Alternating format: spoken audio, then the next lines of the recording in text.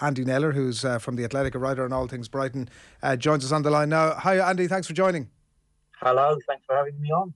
The top thing that everybody's interested in, is there any injury news on Evan Ferguson? Nothing at the moment, no. He's obviously gone for checks and scans. I mean, I felt so sorry for him really yesterday. It was a bad tackle, wasn't it, by Fabinho? And how he didn't receive a red card is just beyond belief, really. Head scratcher.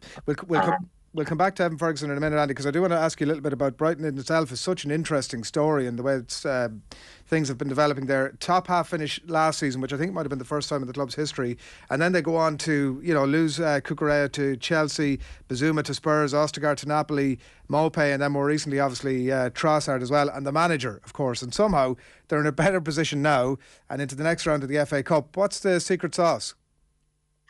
Well, a lot of it stems from the owner-chairman, Tony Bloom, and Paul Barber, who's the chief executive, who runs the club day-to-day on Tony's behalf.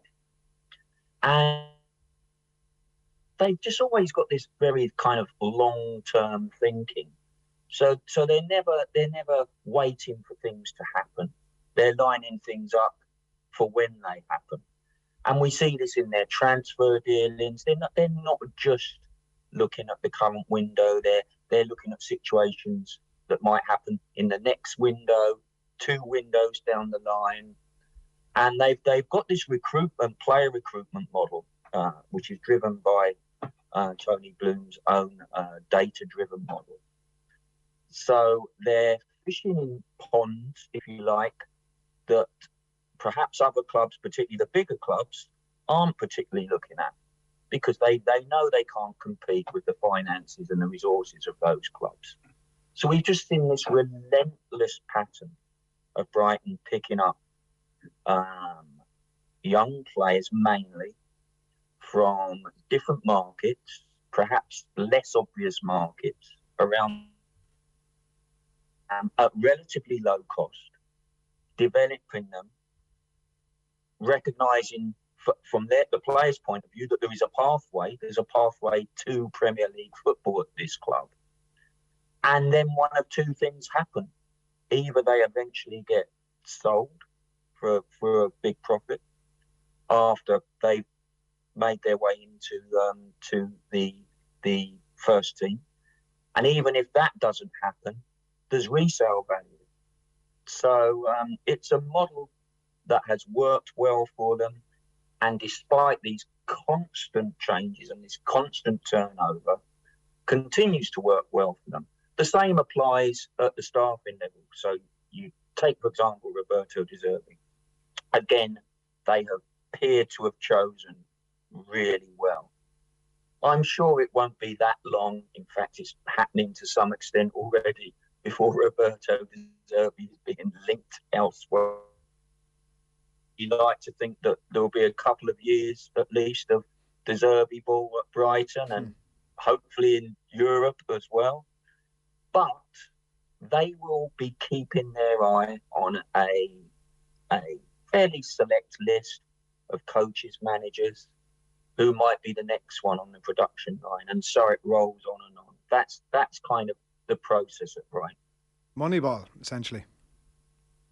Kind of, yeah, yeah. It's really interesting because even when you bring up De Zerbi, like looking at his track record, it's his 7th club in 10 years, and he seems as if he'd been trying to play attractive, adventurous football at most of those clubs. It often didn't work out amazingly well for him, maybe particularly in the early part of his career, and obviously more laterally he left Donetsk after the Russian invasion, so a slightly more unusual departure from a club almost. But wouldn't, like you say, would not have been on the radar, I don't think, of a lot of clubs. Really speaks to the vision, I suppose, that's been there. But the threat then, from all those reasons that you've outlined, Andy, is that the bigger clubs, the bigger fish, are seeing all this unfold. What is Brighton's position on that? Because it's a fairly regular conversation. It's obviously relative to Caicedo at the minute. What's their position generally then on the resale aspect? Yeah. Well, they have now reached a situation through their progression where they've got players of the quality that are attractive to the big clubs. You know, we've seen that Ben White sold to Arsenal the summer 2021 window. Bissouma and Cucurella last summer window, Tottenham and Chelsea. Within their model, they have their valuation of players. This is both for buying and selling. They never divulge those figures, very much kept in-house. And basically two things have to happen in terms of selling. So potential buyers have to reach that figure, but also the circumstances have to be right. Caicedo being a very good example. Here we are in the January window, which Brighton are not often that keen on doing business in. So that shorter term window, element of panic, difficult to get processes in place to plan for things that might happen. So they're not generally keen on January business. And as I've mentioned with those big deals, they've all happened in the summer window, which I think is a bit of a clue. So if the club doesn't get anywhere near their figure, there's just no way it's happening. And in this particular instance, there's no way it's happening anyway, because it just isn't right. They're pushing for Europe for the first time in the club's history on two fronts, winning the FA Cup or high league position. There is just no way that they're going to lose one of their key players in that quest. It's amazing, because I think at most clubs the chairman or the owner it might be a very different conversation. Will you talk to us a little bit more about Evan Ferguson then, Andy? And just, we might leave the injury aside obviously for a minute. We don't know, as you said at the top, exactly what sort of time we're looking at. We don't want to be speculating about that, but he's obviously he's only turned 18. He's only had a handful of games with the club. There is, as you might imagine, an awful lot of excitement about him over here. What are the excitement levels around Brighton for this guy? I can assure you there's a lot of excitement about him here as well. I remember doing a very early piece on him when, not long after he joined the club, and speaking to coaches and people back in Ireland about him. And he was kind of flagged then. But you know, kind of part of you think, yeah, you know, he's great, really good prospect, scored these goals. But about him, I think, is the way he's just taken to the Premier League, and his attributes. He's just kind of got everything you would hope for of that all-round kind of number 9, apart from the experience. Really, that's the only bit. You know, he links the play. He's good running in behind. You hold the ball up, lay off. We've seen he can finish. So he's got a bit of everything about him. And coupled with that, just in my limited experience of speaking to him, but also of people around the club and people who know him a lot, he's a really grounded boy as well. So I think he's got a very, very bright future. You touch on his skill set there. Watching him yesterday, he had a bit of everything, depending on the moment of the game. He was coming deep at one point. His desire really was one thing that stood out for me, his desire to want to be on the ball, just not to hide away, even when they were behind for that brief period. But certainly at 1-1, his desire to be on the ball was really evident. Is it obvious what the manager is asking of him, Andy, or is it a little bit of, you just go out there and do yourself? No. I think Roberto De Zerbi has specific sort of instructions for his players, but he encourages the young players as well. The incident that comes to mind with me that kind of almost epitomises where we're at with Evan was actually his full Premier League debut at Everton, when he scored and had assist. Wasn't even those moments. There was a moment in that game in the first half when Kaoru Mitoma, another of these fantastic signings Brighton have made, was lying injured in the penalty area. I think I might say Brighton were 1-0 up at that stage.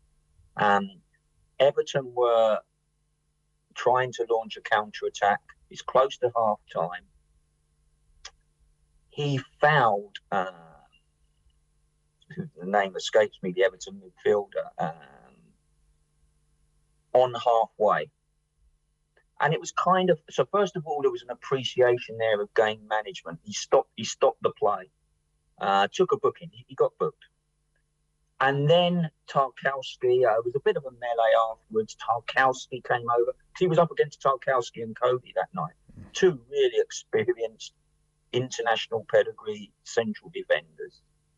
And he fronted up to Tarkowski. He didn't budge an inch. And that, I thought, was a real indication of, wow, this kid's got something about him for an 18-year-old.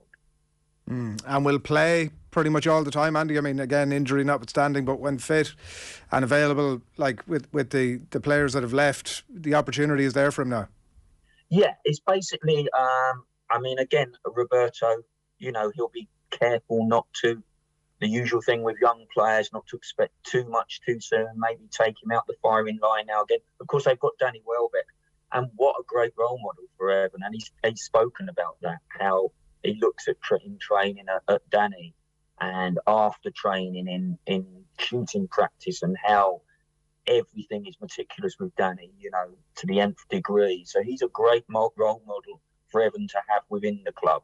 Danny's had his fair share of injuries, as we know, and he's just coming back from another one. So it was the game at Leicester, wasn't it, where Evan came on, scored that fantastic header, equaliser, but he was on the bench on that occasion. Danny started. So you're looking now with Trossard sort of gone from that attacking mix. Essentially, for that number 9, it's a case of Danny or Evan, or indeed both of them, because they played together for the first time against Liverpool on Sunday, which again was a bit of a departure. Two strikers together up front. He signed obviously his first, people be aware, he signed his first proper full-time contract when he turned 18. Was it back in October of last year? So no doubt his terms and conditions got a bit of a bump at that point. Can he expect? Is it the expectation that he'll sit down and revisit those things now as his career advances, Andy? Because I mean, no more than the previous conversation we've been having. And look, it's very early doors yet, and you don't want to be preempting too much, but I'm sure there are other clubs, no more than you've said, that are paying attention to the manager. I'm sure they're paying attention to some of Takoma you mentioned as well. I'm sure several players at Brighton at the minute are on the radar of clubs probably for a bit later in the year. Can he expect to sit down and revisit those T's and C's now? Is that the way it works? Well, put it this way, Brighton certainly always protect their interests in situations like that. You only have to look at what's happened with other players. The one that springs particularly to mind, and again shows how they kind of look ahead. I mean, they couldn't possibly have guessed that Alexis McAllister would play such a part for Argentina and Argentina winning the World Cup. But before he went to the World Cup, he signed a new long-term contract with Brighton. That's looking like an even shrewder decision now. Yeah, it does seem to be a club. I mean, even I was watching the pre-match stuff. Was it on ITV where they were talking about the reception that he got when he came back from the World Cup, and even Messi had commented on how this was an amazing. It just struck me as such a small thing, but obviously a very meaningful thing that can help sort of keep everybody in the same path. It's a good segue into a question about Aaron Connolly, and a big performance for Hull obviously at the weekend, standing ovation. He seems to have turned a corner in his life and in his career. The quality of the second goal. I mean, I've mentioned Messi. It was Messi-esque, and if he'd have done it, it would have been all over social media, I'm certain. Has he burned his bridges at Brighton now? Because he's still on loan, right? Or is there an opportunity for that to be rekindled? I hope things work out as the way they've started at Hull. I think what's significant there is he's got Liam Rosenior, who was at Brighton. So the culture at Brighton he knows really well, knows Aaron. I'd like to think that the penny has finally dropped with Aaron because, you know, the way he burst onto the scene, that the goals on his full debut against Spurs, wasn't it? Early on underground, and great things were expected. And let's say I think there's been a few distractions along the way, which probably haven't helped. Obviously, the loan Middlesbrough didn't go particularly well. Then this rather strange venture off to Venetia, and that didn't go well. But he's made a really encouraging start at Hull. Obviously, those 2 goals are doing a world of good. And yeah, who knows what the future holds for him. He's obviously the coach situation has changed. So Roberto De Zerbi wouldn't really have seen that much of him or had him within the group. So, yeah, this feels a bit like the last chance for Saloon for Aaron. But if he continues, the way it started up at Hull, who knows?